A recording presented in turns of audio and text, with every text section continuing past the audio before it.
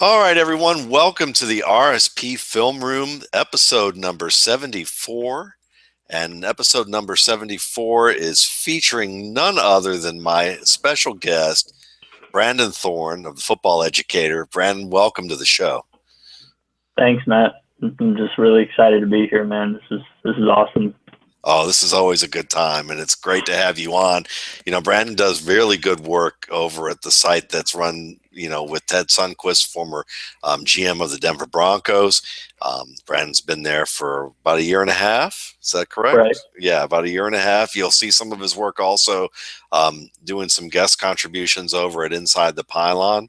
I'll let Brandon tell you a little bit more about how he got into scouting, because I think it's always fun to ask folks about how they developed a passion for doing this, because if you're watching this show, you're just as diehard as we are about this stuff. I mean, obviously, because I have a face for radio, and certainly we're doing I don't have any hopes of being on any large networks at any time soon. So Brandon, tell us a little bit about how you developed an interest in this. And you mentioned that you played in high school, you thought you were going to play some college ball. Take us through that story and how scouting became more of a central focus in your life. Yeah, well, football my whole life was something that I was passionate about. I was raised, to be a diehard Bronco fan. I was born in Denver. My dad was just always a huge Bronco fan. His favorite player ever was Johnny Unitas. So I just kind of grew up with an appreciation for the history of the game and for the Broncos, and it just really grew throughout, grade school, high school, playing football, playing a lot of Madden, things like that. I joined the military out of high school. Didn't get a chance to play college due to, an injury and kind of getting involved with the wrong crowd. So I joined the military to kind of get out of that, but the passion for football just continued to grow. Really followed it closely, and then eventually I started writing for a couple blogs while I was in, and that kind of just honed my skills a little bit. Got me able to watch the game a lot more, and just stayed in touch with it throughout my 8-year career as active duty. So anyway, I had an opportunity about 2 years ago to get out of the military and pursue this full time. And through support of my wife, I was able to get out and really go at this 100%. So it's been more like a year and a half now of me just, reaching out to people like you and Ted and just anybody, primarily via Twitter, but also volunteering my time at different places and just really trying to soak it up and, become a professional at it. And I know that takes years and years, and I feel like at 28 was when I got out, 28 years old, and felt like I was kind of behind the 8 ball a little bit, and I had a lot of catch up to do. So in a way, it's kind of been a blessing, to get out and to pursue it later in life, because I've attacked it with more of a relentless attitude, as opposed to maybe if I did it when I was a little younger, just because I kind of know more. There's a lot at stake, I feel, like for me with my family and whatnot. So life experience can do that for you, so yeah, it does, put things in perspective. Absolutely. So tell us about Andrew Billings. Why are we watching Andrew Billings today? What is it about him that you are just like, I want to share with an audience, what I see in him? Well, I just turned on the tape of him recently. I had seen things on Twitter about him being real powerful and stuff like that, and, just little things. So I turned on the tape about a week ago, watched almost all the draft breakdown stuff, and what really stands out to me about him, first off, I'll just, say he kind of reminds me of Brandon Williams, nose tackle for the Ravens. Little bit of like a Broderick Bunkley even. I just see somebody like that, just a really, really good run stuffing, either one technique in an even front or like a head up nose, in an odd front, who can give you a little in the pass rush department, but more so is going to make his money stopping the run. and just a really powerful guy with an interesting story. Highly recruited guy, but he's a really a world class power lifter. He had an 800-pound squat, a 700-pound deadlift, and a 500-pound bench press coming out of high school, which is like, when I saw those numbers, I was just like, it's mind boggling. And a lot of it translates on the field. And I'm excited to see it because he just is so strong and powerful at the point of attack. And he can penetrate and hold position as well. He just does a lot of things well. And, he's just a fun player.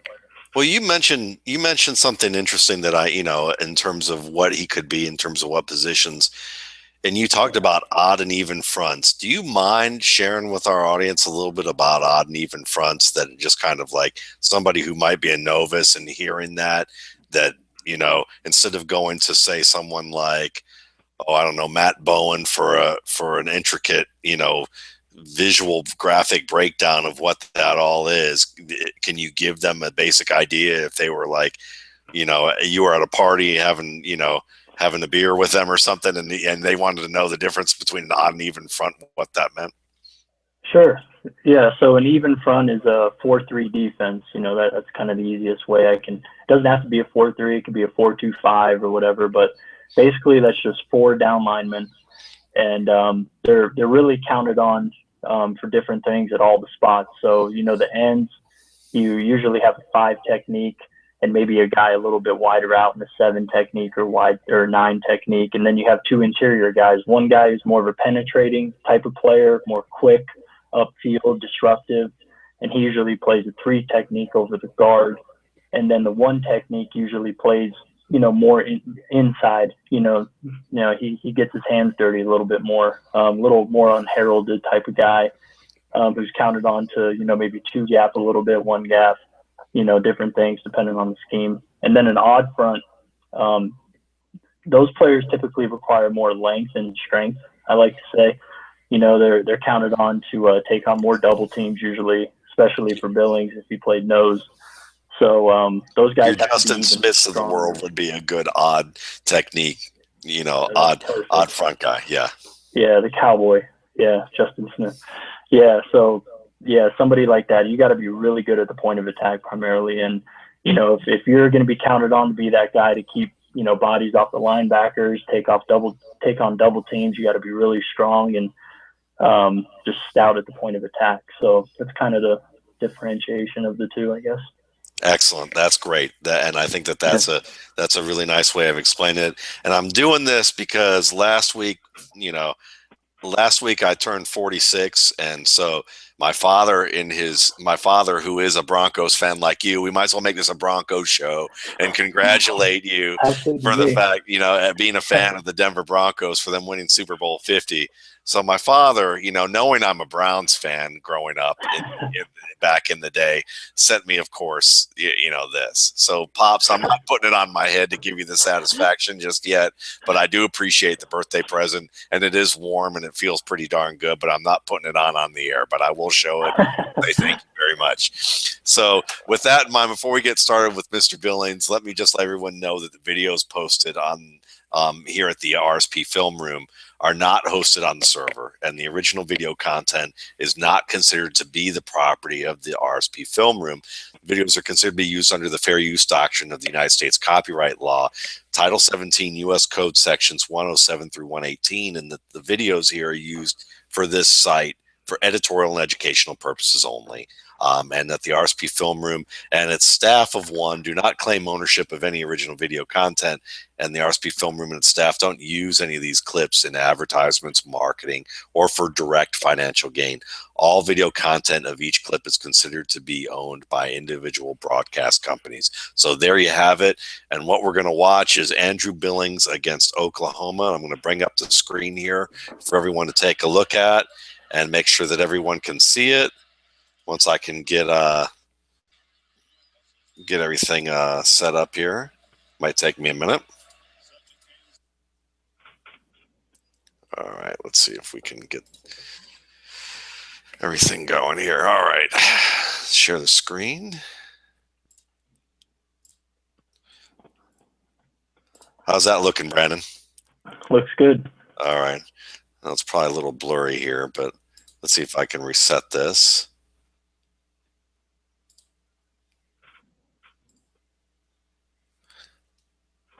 All right, I'm getting a YouTube page unresponsive, so let's see if we can, there we go.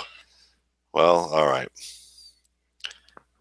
We're having some fun here. We're having a little technical fun here with this particular video. So let's see if I can, all right, let's try one more time.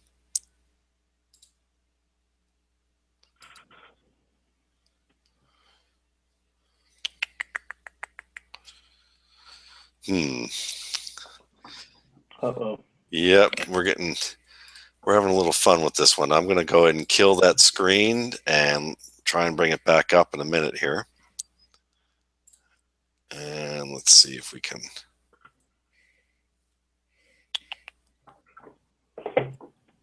Might take me a minute, folks. And this is, you know, sometimes this is the reality of what happens here. All right. All right.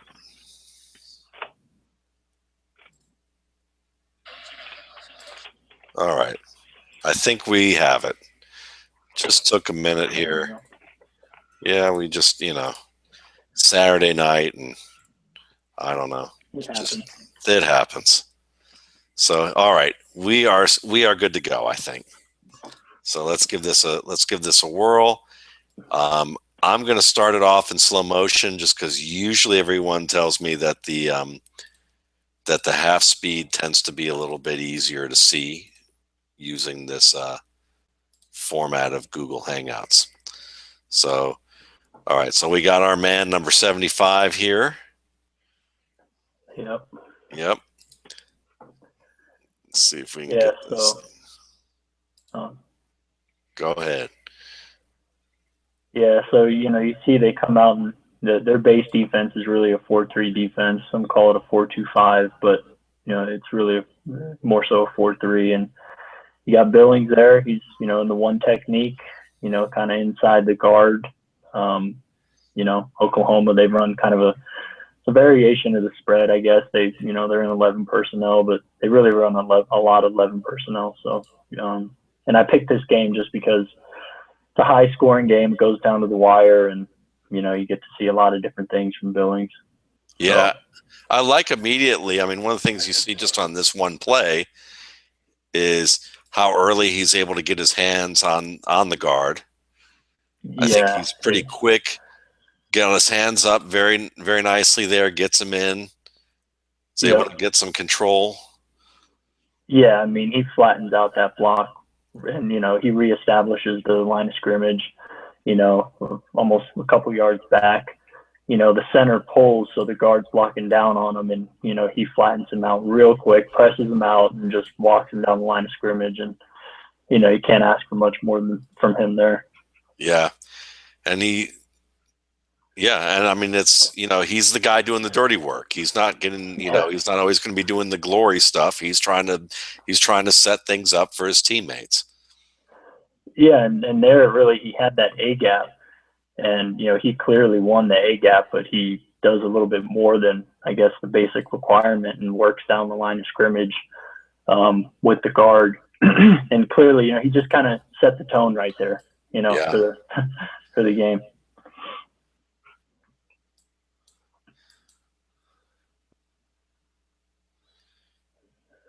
Yeah, I mean, look at that. Just collapsing the pocket and then helping clean up here. I mean, that's some pretty work here. I mean, and again, I mean, it's just something I seem to notice with him, the first two plays that really stick out, because, I mean, when you watch a lot of players, you don't always see a guy get his hands out this early. Right. Yeah, that's one of my notes. His use of, I mean, that's a great frame right there. His use of hands are excellent. I mean, he really clears his chest well, doesn't let guys in there. And he just kind of, you know, overpowers the center here, and, you know, makes him look silly and kind of ragdolls him. Yeah, I mean, there it goes. It's like, bye-bye. Yeah. He just collapsed him. It's a beautiful little play, because if we see it one more time, it's like the hands are out.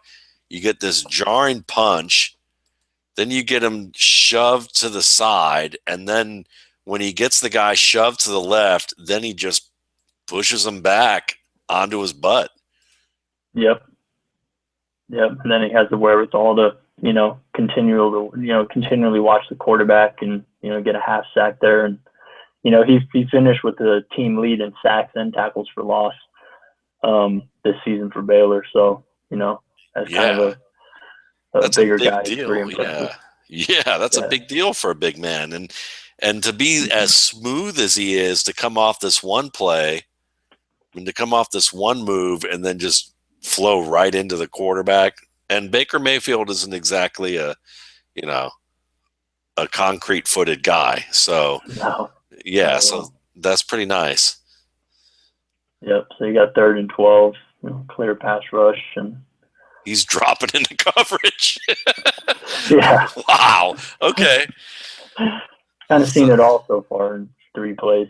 Yeah. So we've seen a sack. We've seen him do his job pushing a guy into the back, and then we're watching a guy drop into coverage, and he looks pretty darn quick for a guy who's about the size, a linebacker and a half in width.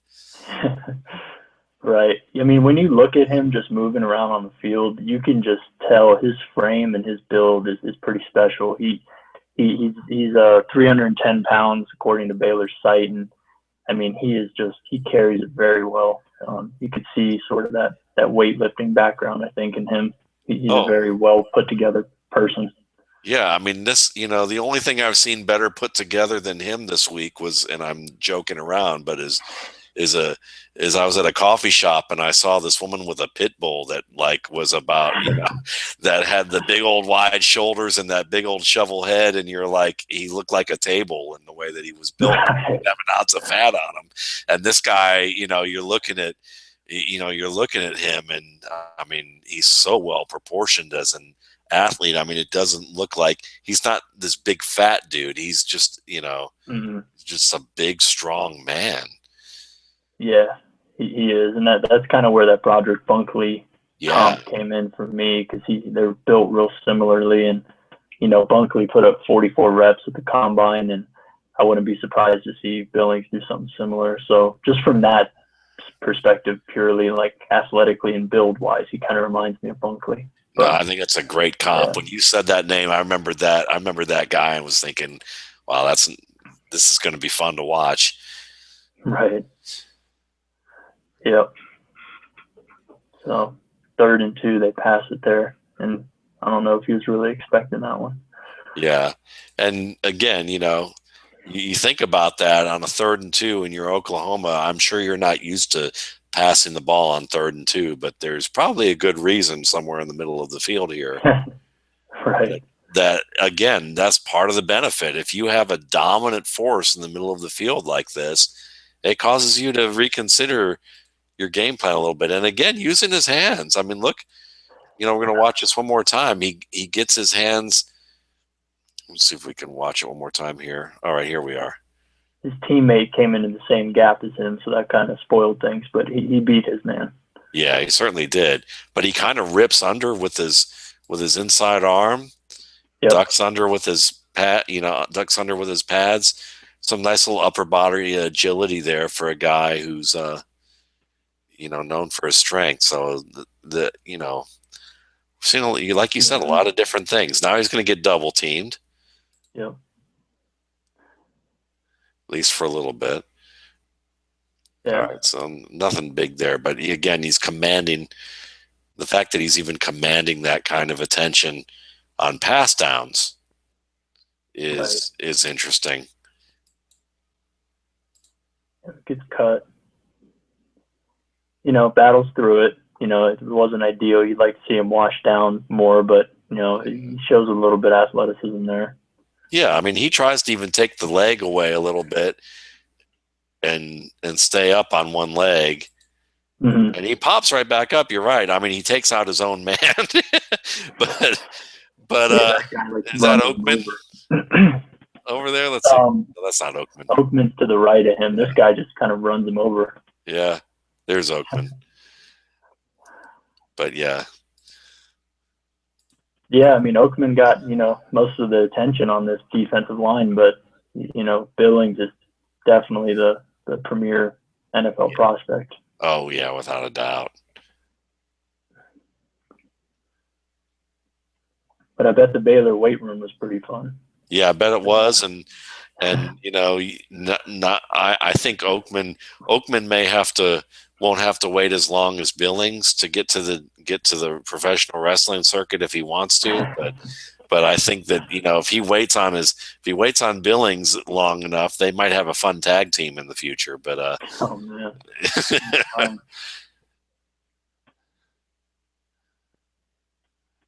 Yeah, I like that right there. what do you like about this? So he just maintains. Okay, so it looks like he's kind of in a shade. And that A gap is his. So the center blocks down. Again, he wins his gap, and he's winning it up the field. And you can see at the end here, he gets a little nasty at the end of plays, and I kind of like seeing that. So, he definitely plays with a mean streak and an attitude, and you could tell he wants to dictate things. So just from a competitive toughness standpoint, he's impressive, but also just the ability to win his gap out right here and kind of force the runner to the opposite side is nice. And it's interesting that you're saying that he wins this gap because when someone looks at it from the naked eye and may not understand the structure of how the play looks, they may just look at this matchup with how he looks in terms of where he's at, and he might go, well, 54 is throwing him in, to the side of the field here, and he's having Right. to work up here. How is that a win? But when you're talking about structure, I mean, Brandon, explain, what his responsibility is here for Right. why, Where what's he's happening. lined up, to the left, well, to our left, to the offense's right of the center. So that A gap right there is his, barring, some kind of stun or twist game. But on 1st and 10, probably, going to be a 50-50 run or pass here usually. I mean, he has that A gap. So once the play unfolds, he has to win that gap in between the guard and the center. The guard is trying to push him out of that gap. And, he doesn't really do that great of a job. You see him extending here, trying to hold his position. He has better leverage, and he's able to just kind of hunker down and just maintain that gap. And then he's trying to work back inside as well, to kind of get more involved into the play. But So, but basically, what that tells you is what you're saying is he's occupying this space right here, right, which if the quarterback could have gotten clean into this area, he would have had to change positions and he wouldn't have been able to run the play as designed. exactly. Yeah. But instead, Exactly. yeah, so he screws this up from the get-go for the offense. And if Mayfield didn't stumble and didn't have 48, who already made a nice little penetrating move into the backfield, if he's trying to head up here, he's dealing with the fact that he can't run further outside, and he's being Mhm. forced into the inside where a man's unblocked at the line of scrimmage waiting. Right. It's team defense. You got to have guys maintain their gap on the backside, and that just eliminates the cutback for the runner. And he just did his job there well. Nice. So he recognizes the quick screen, and Yeah. I mean, he's waiting. He's waiting in case he gets through. I mean, he did what he needed to do there. yeah. So yeah, Oklahoma did a quick snap there, kind of caught everybody off guard. Yeah, let's watch that from the get-go one more time. He's not even back yet completely. Yeah. But he knows where he's supposed to be. He's trying to clog up that lane. He almost gets his hands on the back. Yeah. Coming through the crease. Probably should have been his guy there, but I'm not sure how much you can fault him there for not being in position or not. I didn't see the end of the last play to there. Yeah, it was a heads up play by the offense to go high tempo. Yeah, right there you see a little bit of that power and strength too. Um, just the way he uses his hands and the way he gets underneath people and just kind of um, knocks them back here. I mean, he's firing off the ball that guard, and you could see him just kind of Stonewall him. dig in and stonewall him, just get off. So just little things, we're just consistently seeing him, just demonstrate good power and leverage. So I mean, look how deep he gets this man in the backfield here, yeah, walking there's him no back. way you're not pushing him. And what I like about him is he doesn't just hold his point; he reestablishes the line of scrimmage consistently. So he just makes a new line of scrimmage on almost every single play. Yeah. I mean, the running back here is probably going to go outside anyway, but he has no choice but to go the direction he's heading. Right.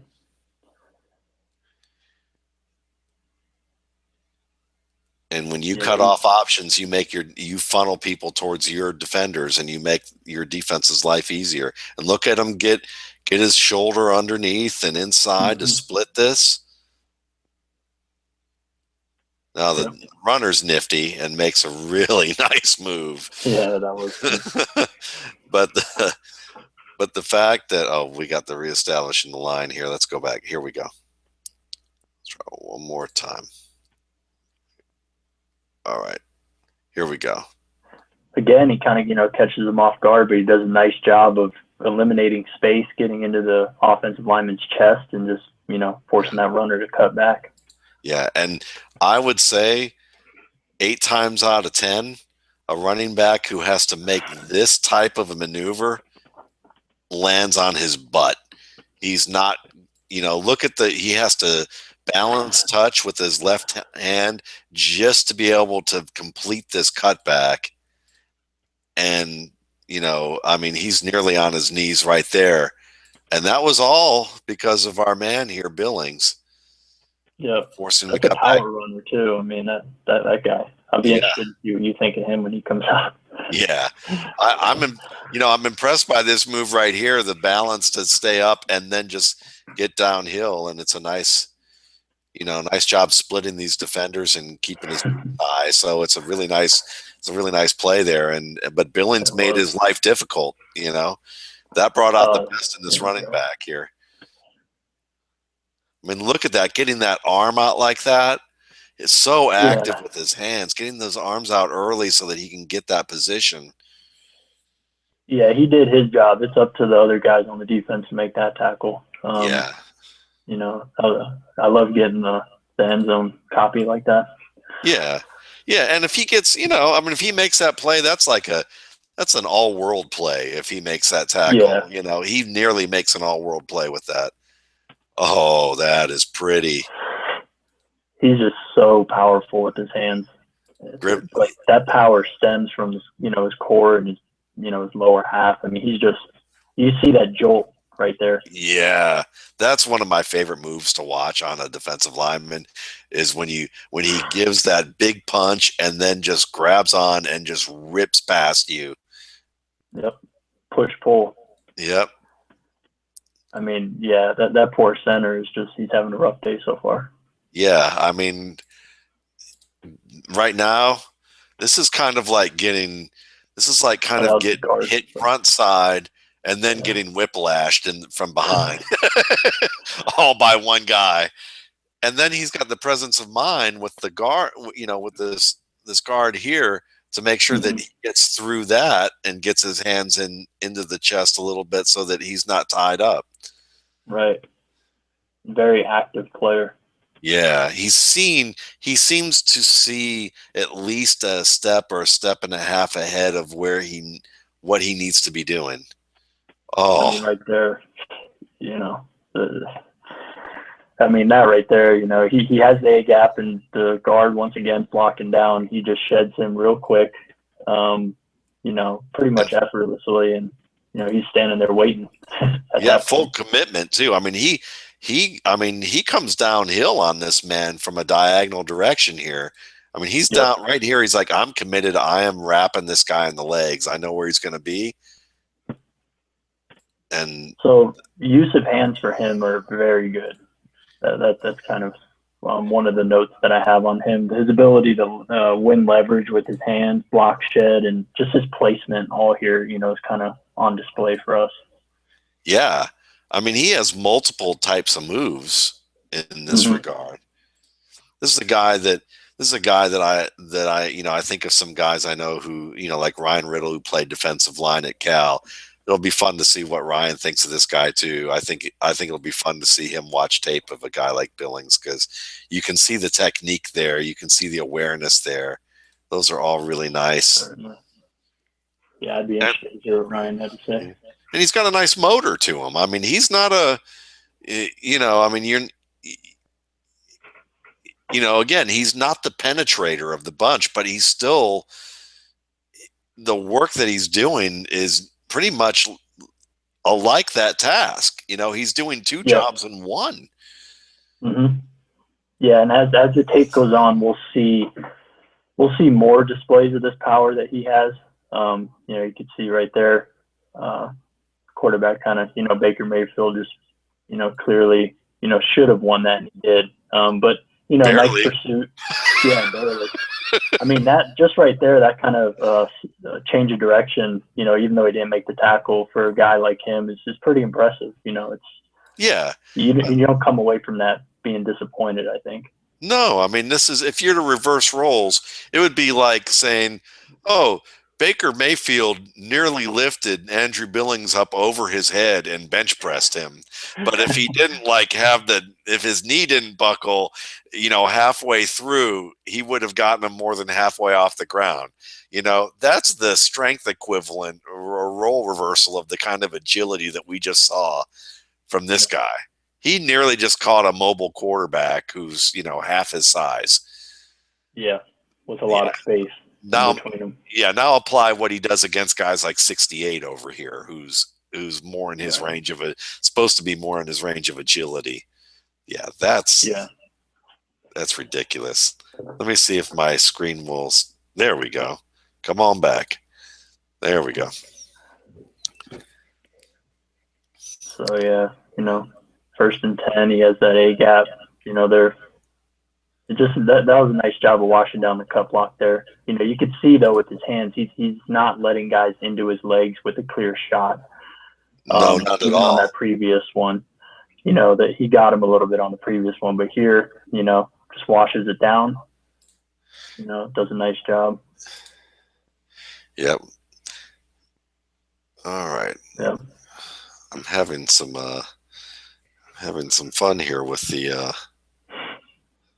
All right, let's see what's going on here.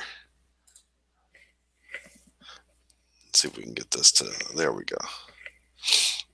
Yeah, and it all does, like you said, starts with the hands. The fact that he brings his hands out and extends them on so many plays, he's ready for a number of different things he can do with them, including someone trying to cut him. Yep, there you go again. Yeah. He And the gets running back's real nifty. But yes. I mean, if you're quick enough to bait him, he will take the bait because he is so quick for his size. I think he has confidence in his athletic ability in ways that maybe other guys wouldn't. So maybe he gets baited a little more often, but mm-hmm. At the same time, the fact that he, like you said, he establishes a new line of scrimmage and he penetrates and he cleans up, on pass pressures, and he can drop into coverage and he can Yeah. pursue. Yeah, Yeah. I mean, the areas that he wins and how he wins reminds me a lot of Brandon Williams for the Ravens, who I watched a lot of this year. Yeah. Been having this issue a little bit today, so let's see if we can work back into this.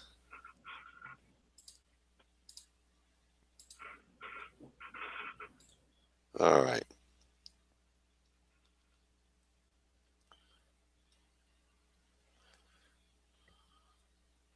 And we saw this play. I believe this is the one where we see him chasing down the line. So let's move a little bit further. We're going to jump a little bit ahead here. There's our nifty running back who gets baited.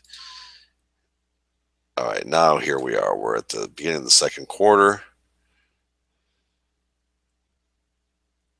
Yeah, it looks like he's kind of in a contained role here. Yeah. I'm sure going in they had some sort of game plan to maintain the pass rush lanes against a mobile quarterback like this. So sometimes you got guys just kind of sitting back watching like that.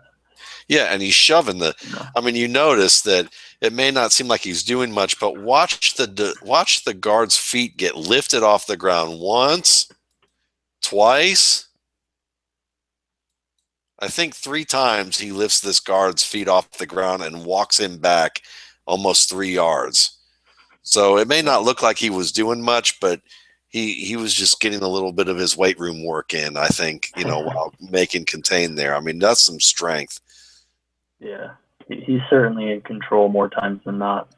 Yeah. You can see just that bull rush. So what are things that you're noticing that we may notice as we go through this film that you feel like he needs to work on at all? Well, what we just kind of touched on, once he gets into the backfield and he has a clear shot on the running back or he's kind of in pursuit, without a lot of space and he has to make that quick decision. I mean, in an idealistic world, you'd like to see anybody in the backfield break down a little bit better, and be able to tackle and finish plays in the backfield. But a guy like him, I definitely give a little more leeway to just because he has some areas that he is elite in or at least very good in. And, if you have a one technique and a 4-3 or a nose tackle, I mean, finishing in the backfield isn't something that he, I wouldn't put it in, the upper echelon of traits that I'd look for in a guy like that.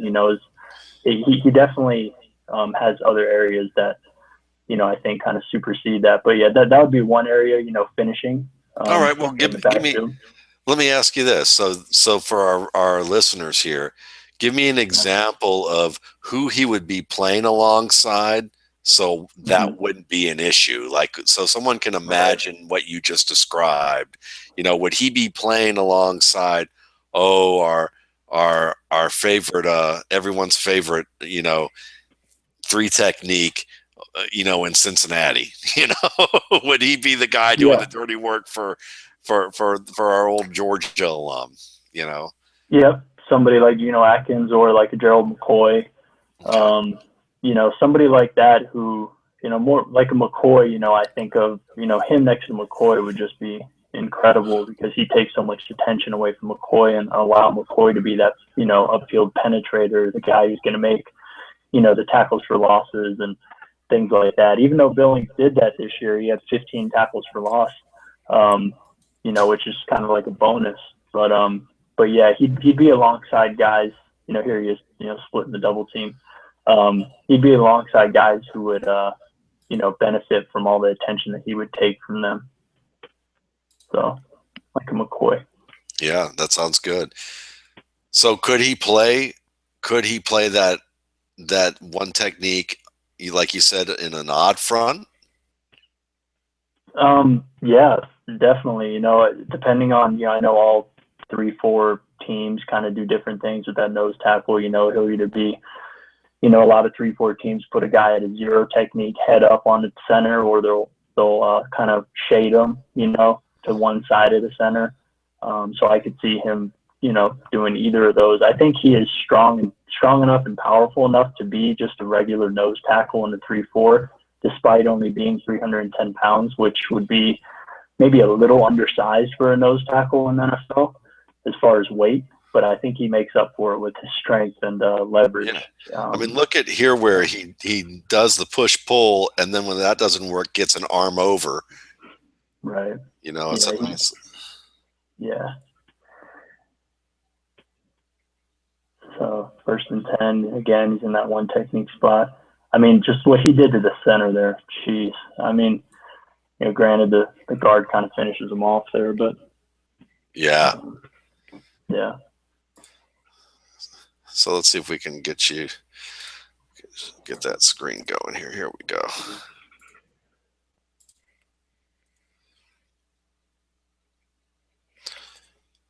All right.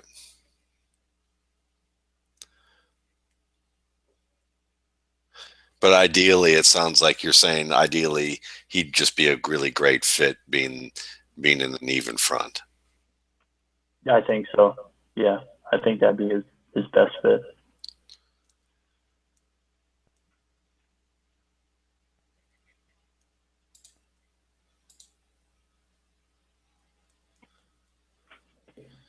All right. Well, good stuff. Good stuff. Let's see here.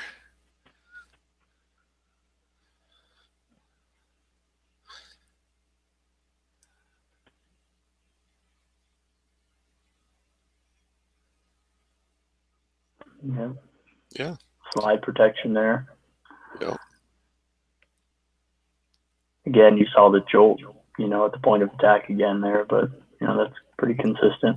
Yeah. I mean, you're looking at seems like what you see is what you get with this guy. And Yep. look at that. You get he, kind of shot that outside arm over and then clubbed inside. I mean, ripped inside with the inside move. Having some difficulties being able to manipulate this video at this stage of the game.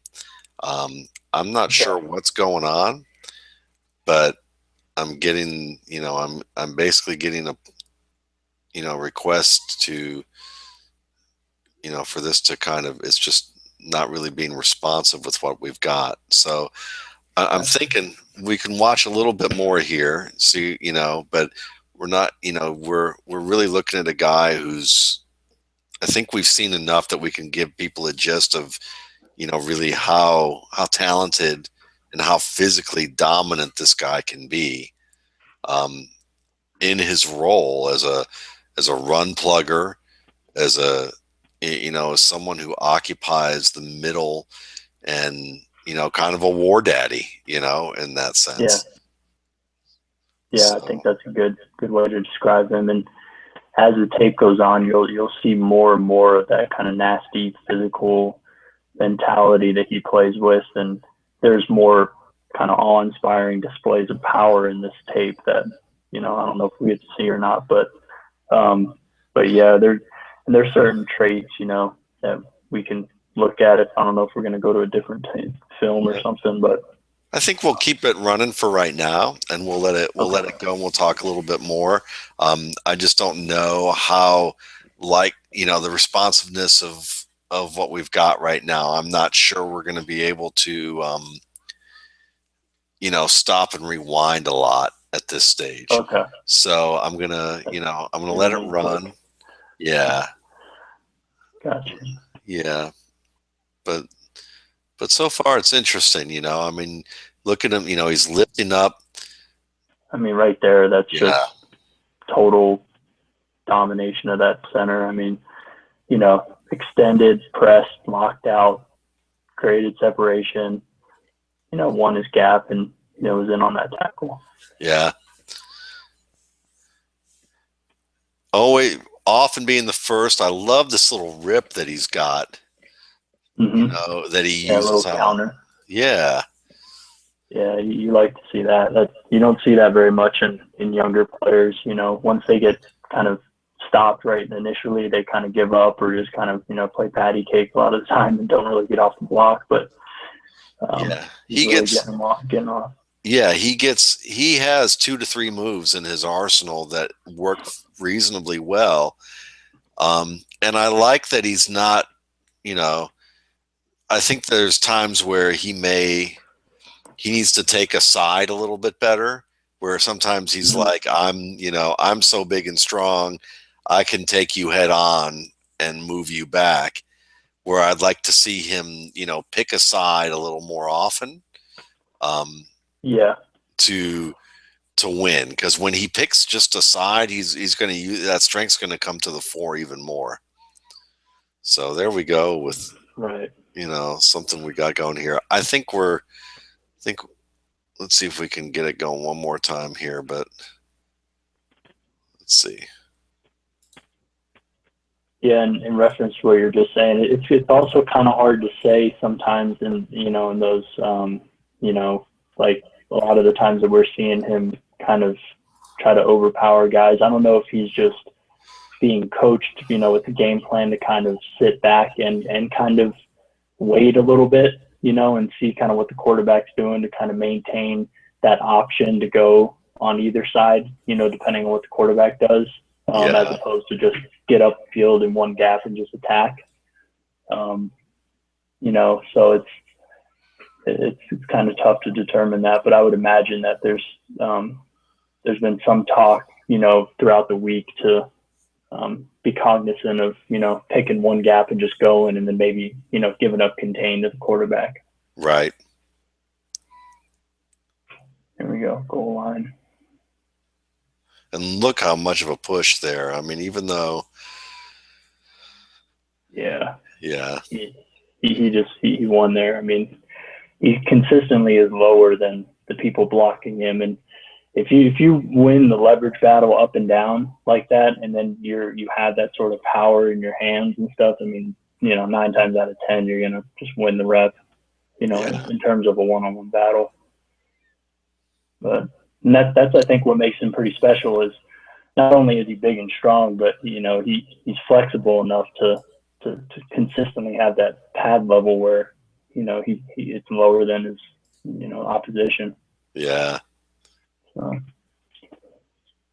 Let's see if we can get, here we go. All right, things seem to have calmed down a little bit, so this is good. all right.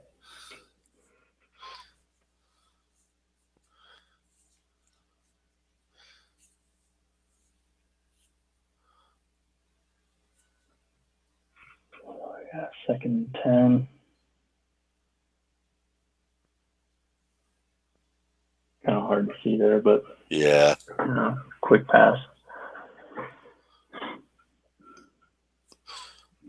Move forward here a little bit. All right, here we go.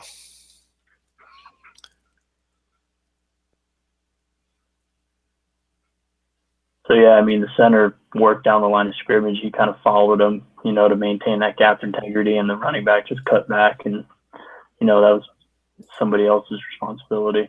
Yeah.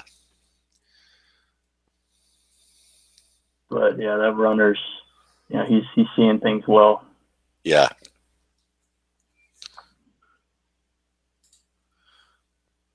So yeah, Oklahoma's up by 14 now, so you get to see more of him defending the run, most likely. So And just, yeah, yeah, he's always in the strong. backfield. Yeah. So that A gap is his in between that guard and center. So he gets through there. The guard's trying to push him away from the runner. And he picks a side here for sure. Yeah. And then, Yeah. Trying yeah. to work back. See that Yeah. little love tap right there. You just kind of like to see that stuff. He shows that he really cares. It shows that he really cares. Yeah. After, it's kind of the,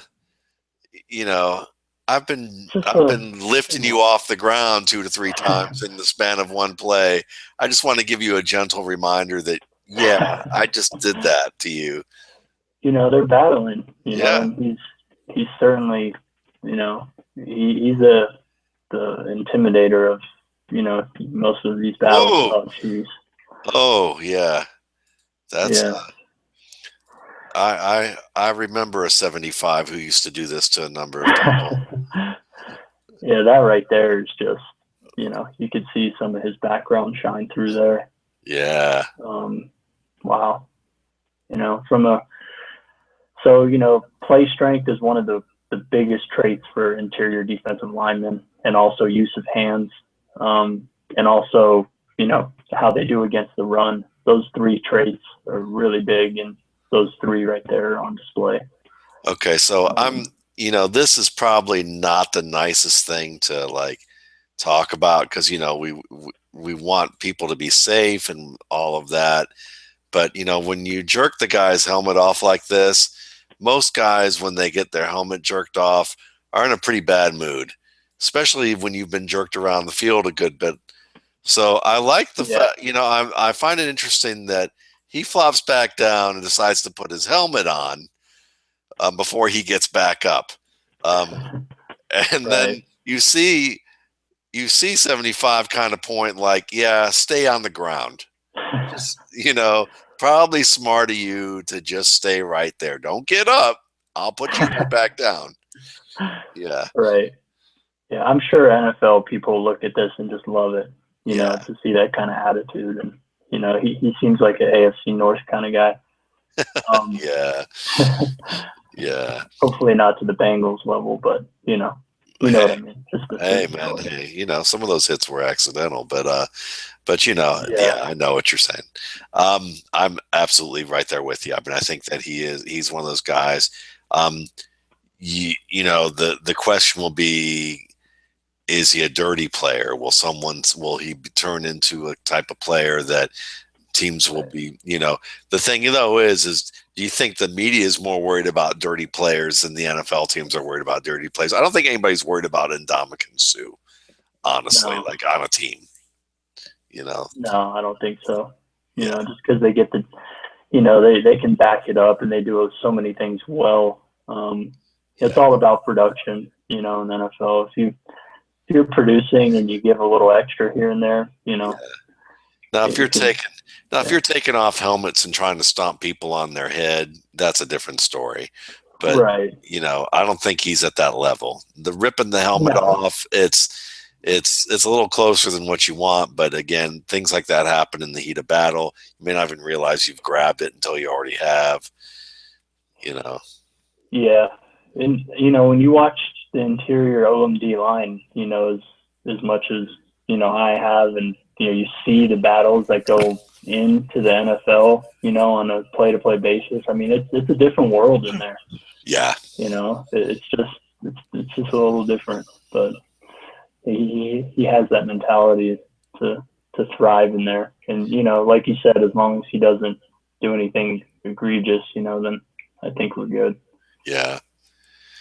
But I mean, this is fun tape to watch. I mean, it's just you don't get to see a guy show this kind of handwork and strength and relentless strength.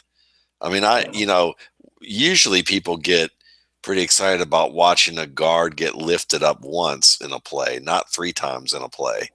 That's just ridiculous. Or even Right. just get that close to being able to get to a back like that when you're not supposed to be that guy to do that. Right. And I think that's important to keep in mind on a lot of these. It's Yeah. not always his main priority. Oh, geez. Yeah, he's just, Yeah, when, I mean, that's putting a guy on skates. Okay. yeah, when he decides to go, he's going. And yeah, so Ooh. from a pass rush perspective, you definitely would put down that he has an effective bull rush. Yeah. That's safe to say, I think. Yeah. Um, and we've seen some of the counters already as well. Yeah. If that guard was a piano, there'd be skid marks in that wood floor right now. Yeah. I mean, look at that. That's Yeah. impressive. Calling the Billings, Texas moving company right now. All right. And to be fair, at this point, if I'm watching this tape, I'd start watching the guard probably a lot, more than we have, and just kind of get a feel for what kind of player he is. And if I'm writing a report up on Billings, I'd like to investigate that player a little more and see, does this happen to him often? What kind of Right. caliber of player is he? That's Right. important. Yeah, absolutely. That's an So just excellent get some point. context. You want frame of reference of who they're facing. Right. I know a lot about their left tackle, Oklahoma. That's I believe that's Orlando Brown's little kid, or his Oh, son, or Zeus? either either his Oh, yeah. son or his nephew. But Check that he's out. 6'8", 350. He's a beast, but Jeff redshirt. Triplett better watch out. That's all I got to say. That was the ref, right? Yep, that was the ref who Yeah. threw the Oh, flag. geez. Yeah, He's still Yeah. and Triplett's still in the league, isn't he? I think so. I he's think still the name. officiating this year, from what I remember. Yeah, So that was a bizarre play. it sure was. Just bizarre. Just you know, more Yeah. crazy AFC lore. So Right. all right, but yeah, this is definitely an impressive individual who, That center is just stands no chance. I mean, the way yeah, that he is, that arm over right there, and I mean, look at that. It's just yeah, like varsity and JV. yeah. Look at that. He might as well be He's wrestling a grizzly bear. I mean, that's just right. he's Yeah. just glad he's probably on the ground that the bear went off towards the meat over there, because it's just like I don't want to get in the way of that. Yeah. Yeah, this is a And the thing is, he's doing this to all three of those interior guys. So unless Oklahoma, just didn't have a great recruiting year with those interior three, I would imagine those interior three, not all of them are, yeah. below Now average guys. I've certainly heard my share of complaints from fans who didn't particularly feel like, there were some Oklahoma fans who maybe were apologizing for Baker Mayfield on some levels and saying that the pass protection wasn't all that great all the time at Oklahoma State due to injuries and due to um, issues with their line. But Right. when you have a pretty good shot when you're playing a team like Oklahoma and you're winning against three of those linemen interior, especially against the run, you're doing something pretty well, because it looks like this team can run the ball. You know, Yeah. Yeah. They had one of the most prolific offenses in the nation, if I'm not mistaken. yeah, So they did something well. yeah, yeah. Um, And I don't think it was all Sterling Shepard. right. so, so yeah. I mean, we're talking about a guy that is definitely going to be an asset. Um, and it looks like he could be an asset year one. I mean, I think so. he's going to face guys that are obviously going to be stronger, bigger, you know, maybe as quick as he is in a lot of respects, but maybe not stronger than him, but they're going to be stronger than what he's facing right now. Um, Right. but guys who are a little bit savvier on how to maintain their leverage. But I Yes. think I think we're going to see, what you'll probably see year one is a guy who flashes and makes some big plays that really are, that really make him stand out. And the thing too is the physical adjustment to the game isn't going to need to be there. He's already physically an NFL player. You can see that. I mean, Definitely. this is not a guy that you're like, oh, he needs a year to get better stamina. He needs a year to get a little quicker. He needs a year to get stronger at the point of attack. I don't think any of those things apply with this guy. It's just a No. it's just a matter of understanding his competition and being maybe a little mentally quicker and mentally more aware of what he's going to have to deal with.